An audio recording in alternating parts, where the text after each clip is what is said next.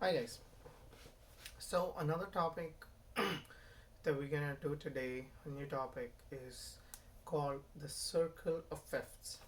So if you're watching this on your phone or desktop, if you can, just pull up a picture of the circle of fifths. I have one that I'll pull up in a minute, but just have it as a copy if you can. If not, just follow what I have on screen. So let me just pull up my board over here. So as you can see, it's a circle, right? Um, the reason we call it a circle of fifths. So I'm gonna keep this very basic for beginners. Uh, I like to bring this concept in as early as possible. Uh, my goal, my goal is not to confuse the student, but it's for you to just try to get an understanding of how music theory works. Because while you're playing, because this is one of the mistakes I did very early on in my career when I used to play almost 15 years ago. I learned all the techniques. I knew all the solos, I knew all the fancy stuff, the bending, the vibratos, the tremolo. I I would look at tabs, I would learn the chords. I was self-taught initially. I learned all the chords. I was like, okay, if it's an E minor seventh, I just look at the tab. No theory. I don't want to know theory. I knew very basic theory of what C major scale is and some of the major scales. I would even on solos. I would not know if I'm playing a major scale or a minor scale or a pentatonic scale. I would just learn the solo, like memorize techniques, patterns, and play that way. And it was good. It was fun initially.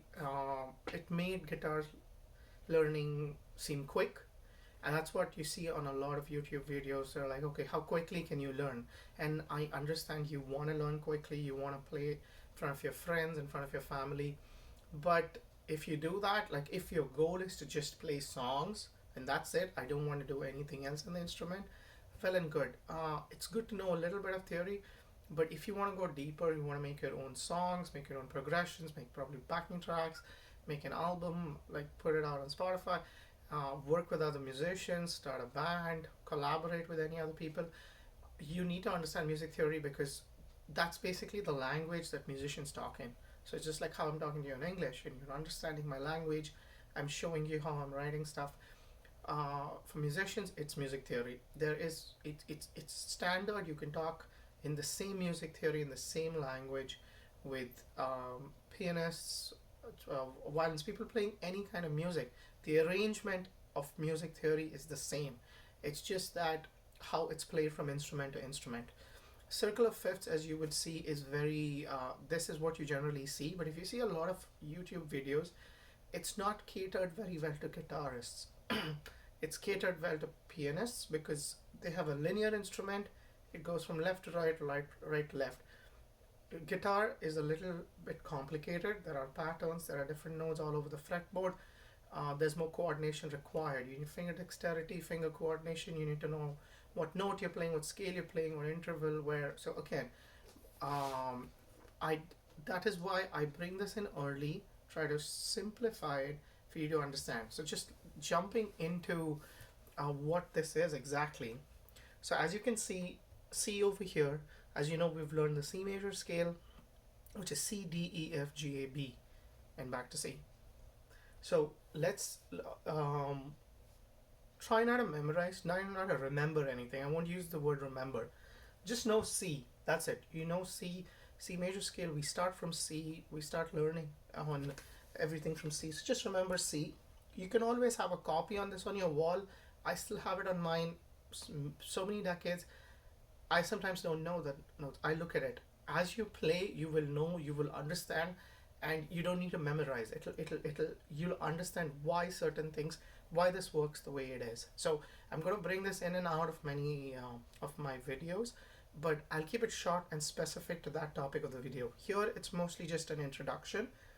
So if you see C, G, D, A, E, B, and F sharp, so this is a sharp, this is a flat, F sharp or G flat, D flat, A flat, E flat, B flat, F, and back to C.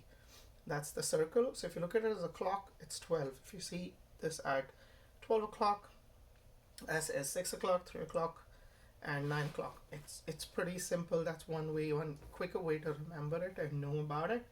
So now, if you see the word fifth that I've written, that's an interval. When you move from C to G, that's a fifth. That's because, let me grab a pen for a second.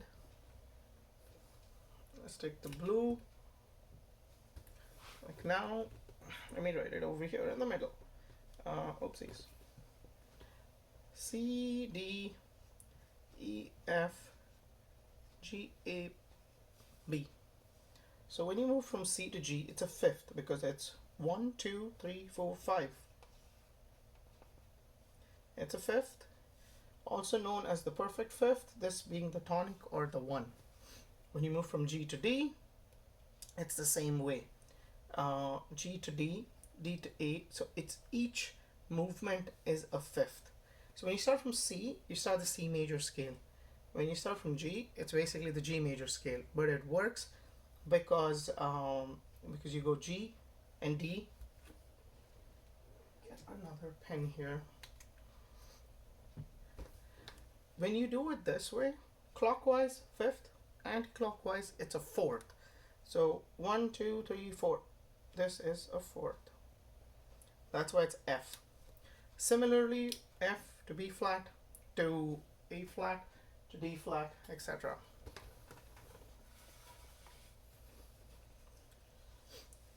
So that's the concept of the interval. Now, just to make this even simpler, I know some of you have not got into sharps and flats. I initially just put it on the circle for you to just get an understanding, but I would rub this side. We'd just take the half side because it's the same concept. Because if you notice, C, G, D, A, E, B, F sharp or G flat. This G flat starts. It's the same pattern that repeats. G, D, A, E, B. G, D, A, E, B. It's just flattened, and F over here. So I will erase this. So we make it even more simpler. Oh, let's keep the F because as we know, these are the notes that we are aware of. So now if you look at these notes, each of them is moved by a fifth. Go back to C, D, E, F, G, A, B. Now each note, if you look on Google, you might see a second circle on the inside. I'm going to explain you why. I didn't draw it because if you would see that first, you get very confused.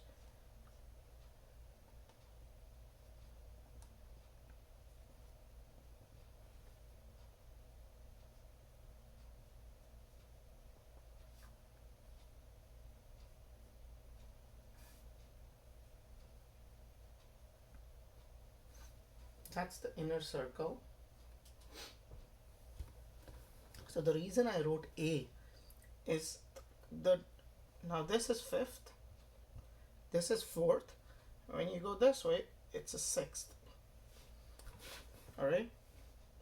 So 1, 2, 3, 4, 5, 6. I've written it as minor because generally when you look at it from a chord perspective or a scale perspective, a C major scale, so this is major, is also an A minor. And the reason we say that is because A minor is the relative minor of C and C major is the relative major of A minor. Now as we move through the circle, if you go to G, it's the G major scale and the E minor. They're related by sixth. Same here. So if here again we get the sharps and the flats. So if you don't want to go there, we can just stay over here initially. And actually I didn't write it here, sorry, but that's D minor for the F.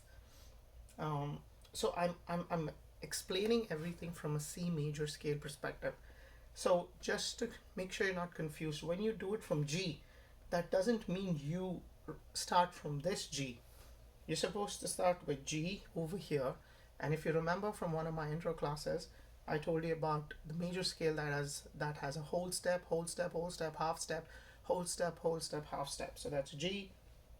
You take a whole step that is G, A, B, um, G, A, B,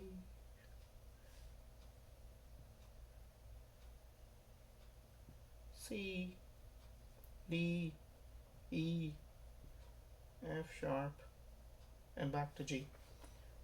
And that's why we have an F sharp over here. So this is because this is a whole step, whole step, whole step, whole step, whole step. Sorry, half step, half step. So that's why I'm sticking to the C major scale, just so that I don't want to confuse you too much. I'll just take this out. So if we stick to the C major, so all that you need to know right now is this: clockwise we move in fifths, anti-clockwise we move in fourths, we move down, it is a sixth. So once we start chord constructions and how chords are created, how do we construct them, how do we add notes to them, how does an A become an A minor, how does A major become an A minor, or C major become a C minor, and how they're interconnected. Why are they relative majors and minors? So I'm not going to go into that right now, but this is just to introduce to you the circle of fifths. Most of Western pop music, you can say over the last 50, 60, 70 years, follows this.